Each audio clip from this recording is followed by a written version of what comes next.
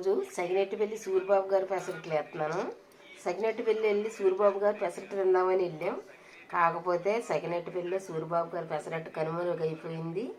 అది ఏమైందా ఏంటని చూస్తే హైదరాబాద్లో దొరుకుతుంది. హైదరాబాదు నిజాంపేటలో దొరుకుతుందండి ఈ సూరిబాబు గారి పెసరట్టు. ఇప్పుడు మనం అక్కడికి వెళ్ళి అంత రిస్క్ చేయలేము కనుక మనం ఇంట్లోనే ట్రై చేసుకుందాం. ఇప్పుడు పొడి పేసలు ఇలా కడిగేసుకుని మనం గ్రైండర్ పట్టేసుకుందాం. పొడి పేసలు వేసాము, నలిగిపోయింది. ఇప్పుడు పిండి తీసేసుకుందాం. ఉప్పు కలిపేసుకుందాం.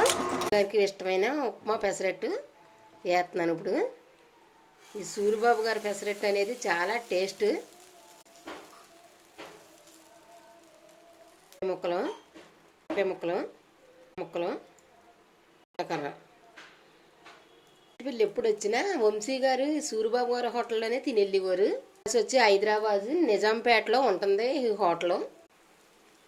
మా పెసరట్టు సూరిబాబు గారిది రెడీ.